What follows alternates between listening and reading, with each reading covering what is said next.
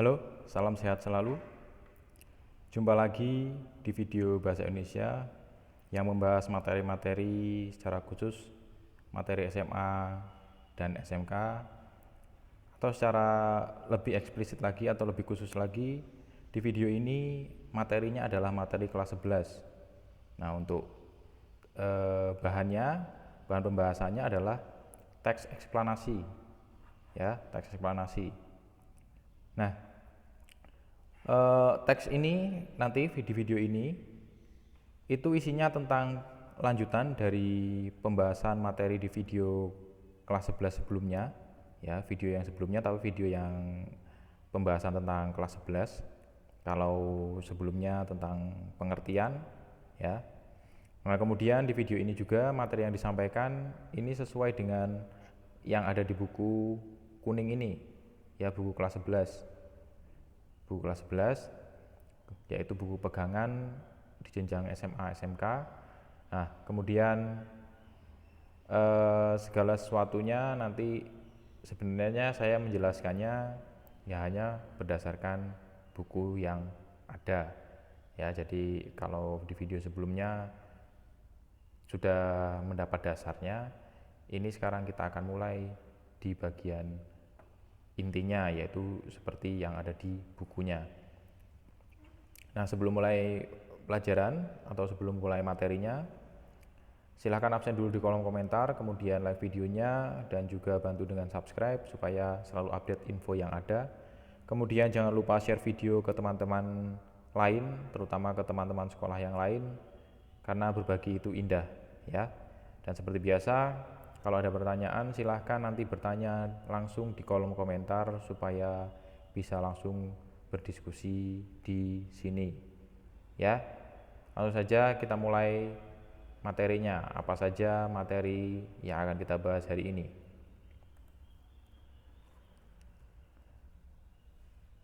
Ya, kita masuk ke dalam bagian A, yaitu mengidentifikasi informasi dalam teks eksplanasi. Ya, ada dua hal yang akan dibahas secara umum, yaitu yang pertama memahami informasi dalam teks eksplanasi, kemudian menemukan gagasan umum dan fakta penting dalam teks eksplanasi. Ya, jelas nanti ada beberapa hal yang sudah sering kalian pelajari sebenarnya, ya, terutama ini menemukan gagasan nanti sudah sering kalian pelajari, ya. Jadi apabila di video sebelumnya itu menjelaskan tentang pengetahuan dasar, yaitu tentang pengertian dan juga ciri, pada bagian ini akan diawali dengan identifikasi, ya, akan diawali dengan identifikasi. Akan diawali dengan identifikasi.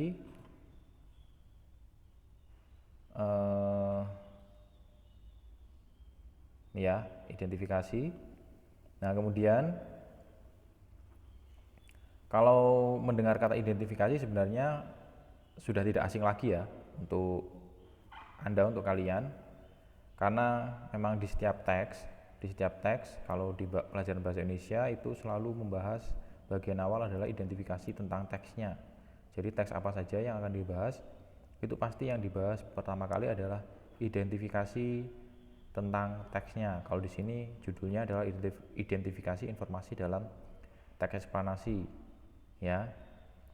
Jadi untuk mengidentifikasi, nah, dua hal ini dan ini itu adalah cara bagaimana supaya kita dapat mengidentifikasi, khususnya ada teks eksplanasi, yaitu yang pertama memahami informasi dalam teks eksplanasi, kemudian menemukan gagasan umum dan fakta dalam teks eksplanasi, ya. Jadi dua hal ini perlu diperhatikan supaya apa? Supaya hasil yang kalian identifikasi itu nanti sesuai dengan apa yang diharapkan, jadi tidak asal-asalan, ya. Kemudian menemukan gagasan umum dan fakta, ya. Gagasan umum juga tidak asing, ya, tidak asing bagi kalian sebenarnya. Gagasan umum dan fakta, ya, kalimat fakta juga sudah pernah dipelajari, ya, karena dalam setiap bacaan yang sudah kita pelajari itu pasti selalu ada dua hal ini ya. Nah kemudian kita lanjut saja.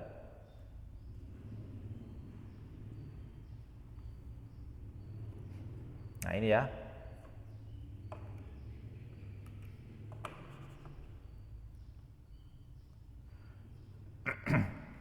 Nah kita lanjut ke bagian yang pertama, yaitu memahami informasi dalam teks eksplanasi. Nah yang harus kita pahami adalah teks eksplanasi itu sebenarnya sama dengan teks prosedur. Nah kenapa sama? Kenapa saya bilang sama? Ya, teks eksplanasi sama dengan teks prosedur, kemudian menuliskan proses terjadinya fenomena itu kalau teks eksplanasi. Ya, kalau teks eksplanasi itu menuliskan proses terjadinya fenomena.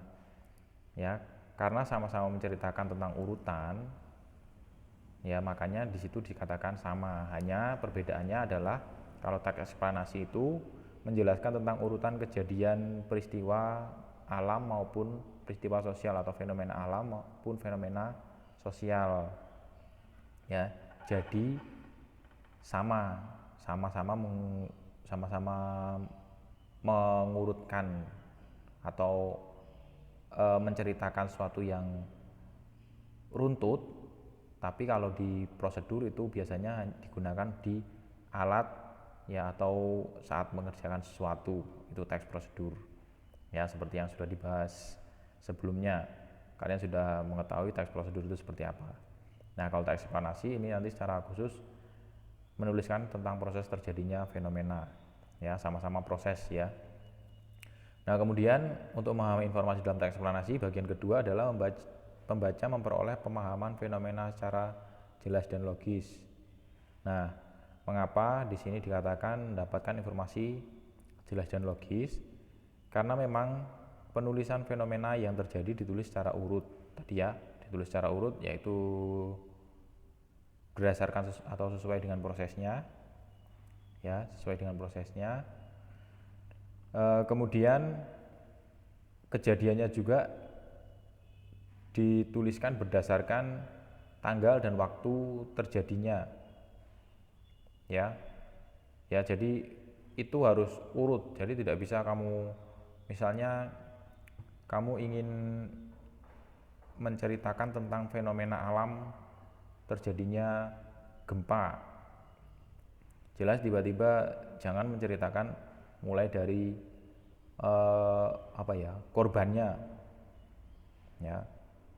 Jelas yang harus diceritakan pertama kali atau yang harus dituliskan pertama kali adalah kenapa itu bisa terjadi misalnya, atau jam berapa mulai ada tanda-tanda dan seterusnya ya. Jadi itu ditulis secara jelas. Kemudian logis itu berdasarkan angka dan data ya, berdasarkan angka dan data. Logis ini juga nanti berkaitan dengan yang berikutnya sebenarnya. Logis itu berdasarkan berdasarkan sesuatu yang dapat dipikirkan atau sesuai dengan yang dipikirkan, sesuai dengan yang terjadi, itu logis ya. Nah kemudian bagian ketiga dalam memahami informasi dalam teks eksplanasi, kita harus menggunakan banyak fakta dan pernyataan kausalitas. Pernyataan kausalitas juga sudah disinggung di sebelumnya ya. Nah hal ini, fakta ini tadi saya juga sudah singgung, ini masih ada kaitannya dengan logis ya, masih ada kaitannya dari sebelumnya, yaitu logis tadi. Kemudian penulisan berdasarkan fakta berkaitan dengan kelogisan dari tulisan yang disajikan. Apabila tulisan yang disajikan sesuai dengan fakta yang ada, sudah pasti teksnya logis ya, karena sesuai dengan kenyataan ya, ditulis bukan berdasarkan perasaan atau kata orang lain, tetapi ditulis berdasarkan pada data dan angka ya, berdasarkan data-data yang diterima, jadi tidak bisa sembarangan. Nah kemudian kausalitas, hubungan sebab akibat, digunakan supaya pembaca mengetahui penyebab dari fenomena yang terjadi ya tadi ya. Jadi runtutan peristiwanya jelas. Mungkin efek yang ditimbulkan juga, atau itu termasuk dalam akibat ya. Jadi efek yang ditimbulkan seperti apa. Jadi karena kaitannya dengan fenomena ya, kalau kalian lihat dari KBBI, fenomena itu maksudnya adalah hal-hal yang disaksikan atau dapat disaksikan dengan panca indera ya. Jadi itu menurut KBBI. Jadi bisa dilihat. Jadi kalau kamu hanya mengarang-arang ceritanya, itu tidak bisa dilihat, atau itu tidak, atau mungkin malah tidak pernah terjadi. Ya, nanti bisa kalian lihat sendiri, atau bisa kalian cari di Google atau KBBI arti dari fenomena itu sendiri. Sebenarnya ada banyak juga ya. Ini saya ambil intinya. Nah, untuk lebih jelasnya kita akan lihat contohnya. Nah, ya. Ada satu contoh teks. Teks ini tentang anemia. Nah, teks ini tergolong dalam teks eksplanasi karena di dalamnya tergambar suatu proses paparan. Ya, paparan proses dari teks ini. Mari kita lihat bersama-sama teksnya. Ya, kalau memang sudah terkena anemia, jenis-jenis asupan alamiah seperti dari makanan sudah tak praktis lagi. Ini disebabkan, ini ada sebabnya. Ya, kalau sudah ada sebab, nanti pasti akan ada akibatnya. Ya, nanti bisa kalian screenshot, bisa dibaca sendiri supaya nanti videonya juga tidak terlalu panjang ya. Nah, setelah kita baca dan cermati, teks ini memaparkan secara kausalitas, yaitu sebab akibat tentang proses penyembuhan penyakit anemia. Ya. Nah, dari teks ini pembaca atau kita bisa memperoleh pemahaman yang sangat jelas tentang cara penyembuhan penyakitnya. Ya. Kalau kalian baca secara perlahan, memang untuk membaca sesuatu secara pemahaman itu harus dibaca secara pelan-pelan, jadi tidak bisa tergesa-gesa. Ya, jadi jelas karena beberapa hal penting berkaitan dengan teks eksplanasi sudah terlihat di dalamnya, maka benar jika teks ini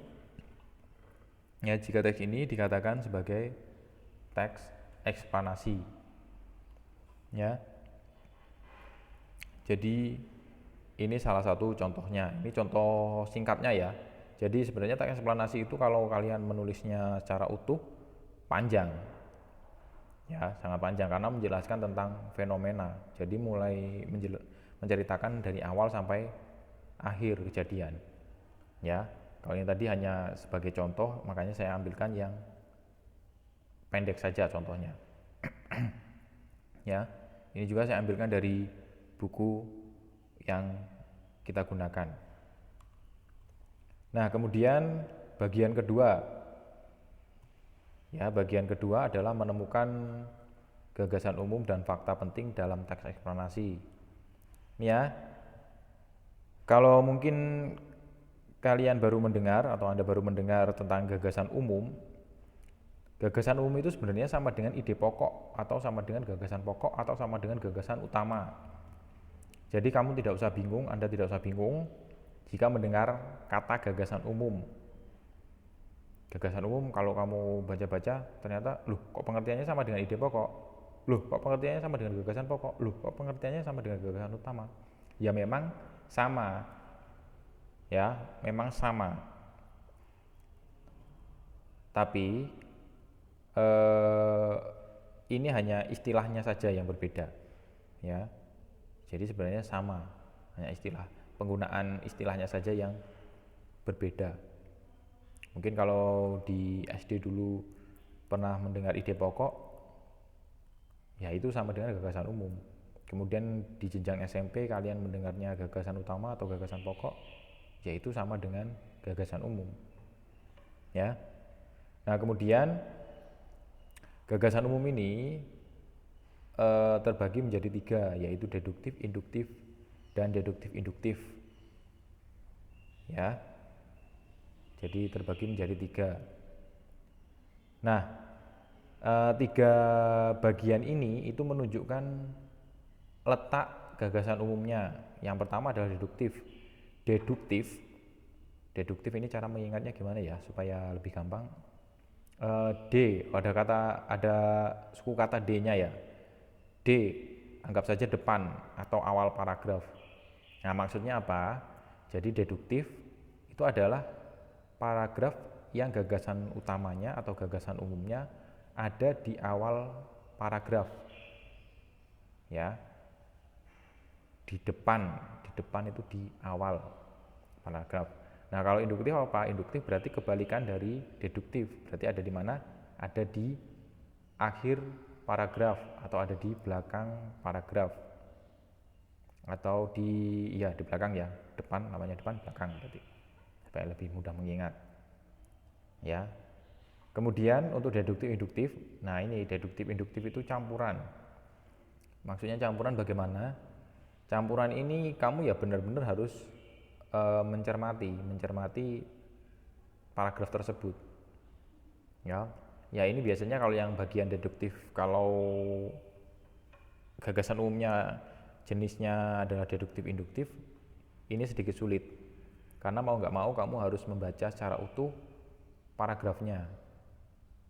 Ya, karena bisa ada di awal dan akhir atau bisa ada di tengah-tengah. Ya. Jadi ini adalah campuran, deduktif induktif itu campuran. Ya. Nah, sekarang kita lihat contohnya. Ini ya. Kita lihat contohnya.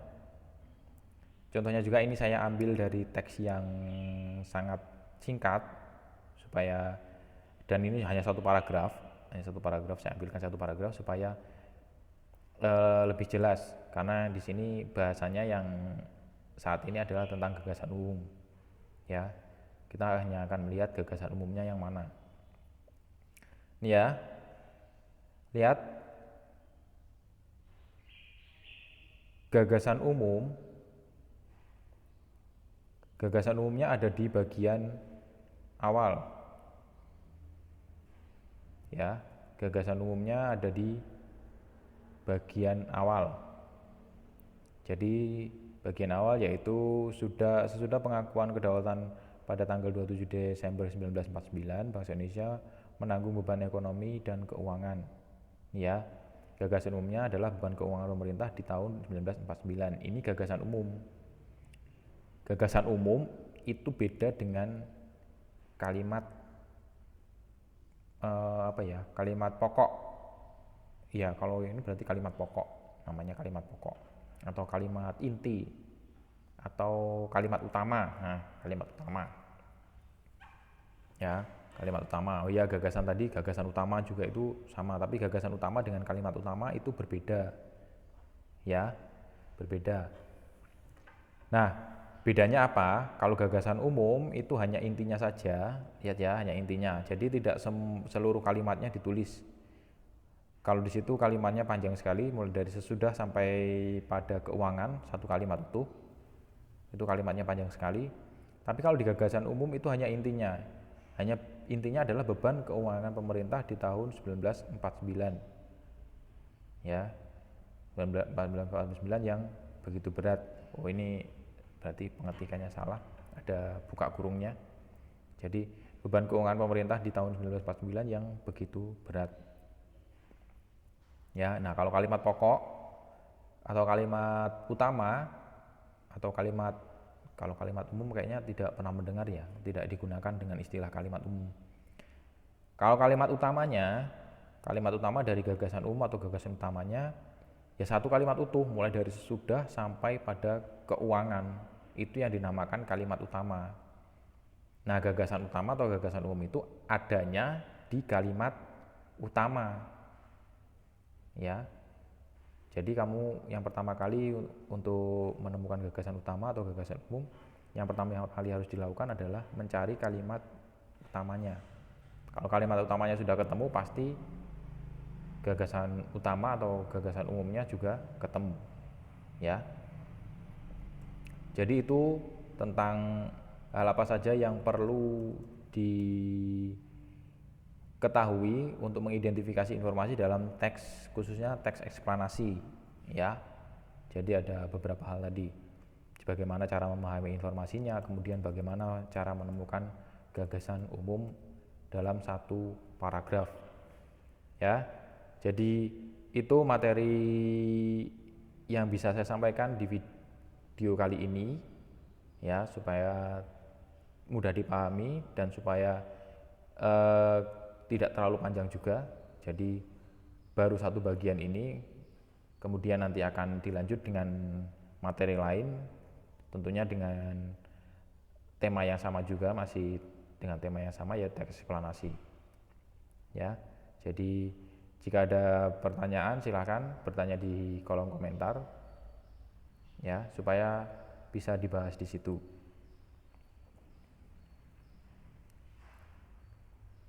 Ya, masih saya ingatkan lagi, kita masih dalam masa pandemi.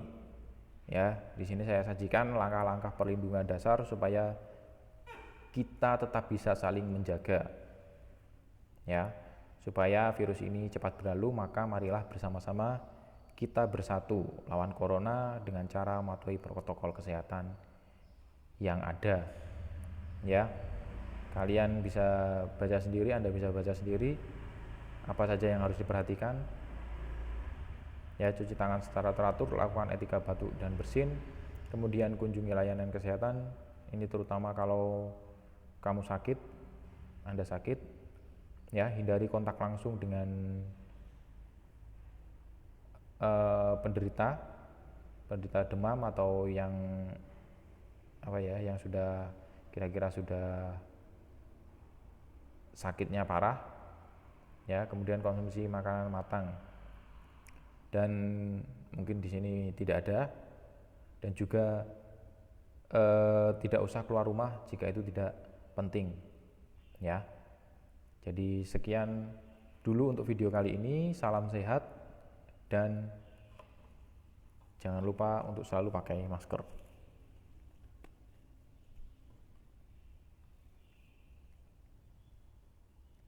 Terima kasih.